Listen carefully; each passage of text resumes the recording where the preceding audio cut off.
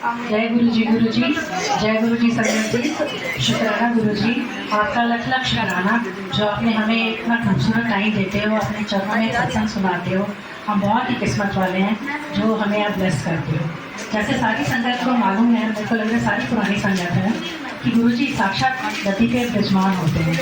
तो गुरु जी ने ये ऐसा सच का दरबार है जो कि गुरु महाराज हमें सब्र बख्शते हैं। सच्चाई का दरबार है ये, जो हमें 90% हमारे जो कष्ट हैं वो दूर कर देते हैं और 10% ही हमें कष्ट वो झेलने के लिए देते हैं, जो कि वो भी हमें बहुत लगते हैं। लेकिन परमात्मा हमेशा ये दो जहां का मालिक है जो हमारे आगे खड़ा होता है, हमें उस कष्ट से निकाल देता है। तो इसके लिए शुक्राना तो मालिक का हमेशा है, हर सांस पे शुक्राना है। गुरु महाराज की मेरे पे बड़ी मेहर, बहुत ज़्यादा मेहर है। मैं 2018 में गुरु जी से अपना सफ़र शुरू किया है, जो मुझे पता है, लेकिन मैं कब से उनके साथ जुड़ी हूँ वो मालिक ही जानते हैं।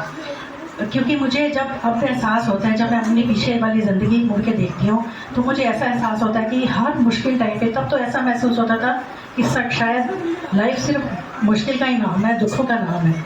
लेकिन 2018 के बाद मेरी ज़िंदगी में ऐसा बदलाव आया। उन्होंने मेरे को नींबू की तरह ही निचोड़ा है, बहुत निचोड़ा है। मैं मतलब कि कहते हैं ना गुरु जी, आपने दुख नहीं शेयर करना। उन्होंने इतना मेरे को नींबू की तरह निचोड़ा है, लेकिन उससे ज़्यादा उन्होंने मेरी झोली भरी है। और उन्होंने मेरे को, मैं ये बोलूँगी, जो फर्श से उन्होंने मेरे को अर्श पे कर दिया है। और मालिक इतने मेरे पे मेहरबान हैं। हमारा रोज़ का सत्संग उनके साथ होता है।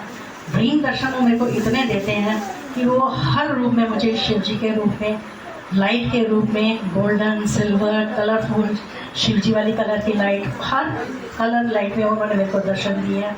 मेरे ग्रैंडसन को उन्होंने लाइफ ब्लेस की है। और महाराज का एक बहुत प्यारा, इतने अनमोल सत्संग है मेरे, वो रोज़ मुझे मिलते हैं। आज भी सत्संग हुआ, कल भी सत्संग था, परसों भी सत्संग था। 2018 से मेरी ज़िंदगी सत्संग से भरी हुई है। अब ऐसे लगता है कि वही, मैं तो उनको यही कहती हूँ, आप मेरे फ्रेंड हो।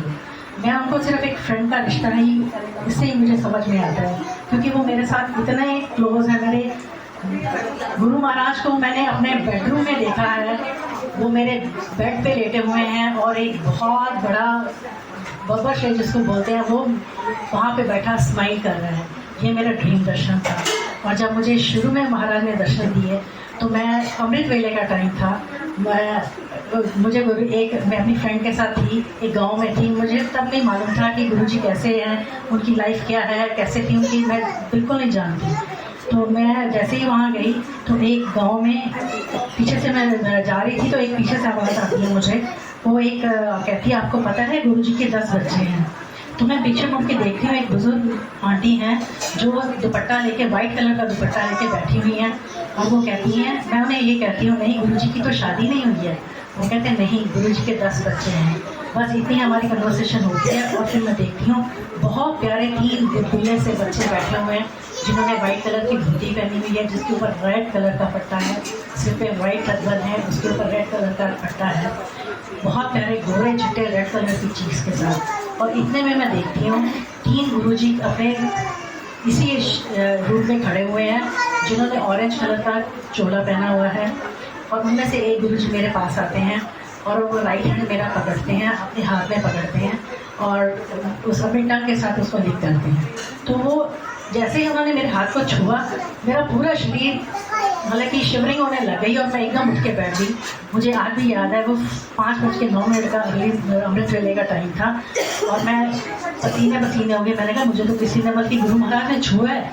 जब भी संगत कहती है बहुत मुश्किल से गुरुजी मिलते हैं ऐसे रूप में।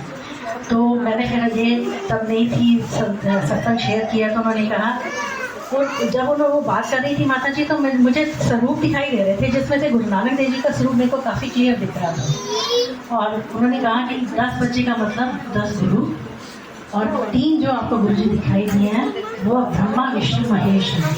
तो ऐसे उन्होंने, महाराज ने मुझे अपना बहुत करीब किया और मैं अपने आप को बहुत खुश नसीब समझती हूँ। ऐसा होता है ना कि ये दरबार सच्चा दरबार है और उनके साथ इतना मेरा जुड़ाव होता जा रहा है। धीरे धीरे ऐसे महसूस होता है कि इस संगत जी जब कहते हैं ना, आप हम इस दरबार में बैठे होते हैं ना, तो गुरुजी का यही कहना होता है कि आप सत्संग सुना करो, और यही होता है कि इससे किसी को ब्लेसिंग मिलती है और हमें भी ब्लेसिंग मिलती है। बिल्कुल चुपचाप सुनना चाहिए। अगर हम गुरुजी को इतना ही मानते हैं, अगर हम इस चीज़ को समझते हैं कि गुरुजी हमारे इस गद्दी पे बैठे हुए हैं, तो हम उनकी बातें क्यों भूल गए हैं? हम क्यों ये नहीं कहते कि गुरुजी के जब दरबार में हम जाते हैं तो वहाँ पे सिर्फ शब्द चलते हैं? गुरुजी हमेशा शब्द ही चलाते थे। क्यों? क्योंकि वो कहते थे कि जो ये वाणी है ये गुरुओं द्वारा रची हुई वाणी है, इससे हमारे क्वेश्चंस मिलते हैं, हमें क्वेश्चंस के आंसर मिलते हैं और हमें उनके और पास लेके जाती है ये वाणी। तो वो कहते हैं कि जो हम लोग भजन लगाते हैं ये इंसानों द्वारा रचे हुए हैं, इंसान और भगवान की रचना की तुलना नहीं की जा सकती।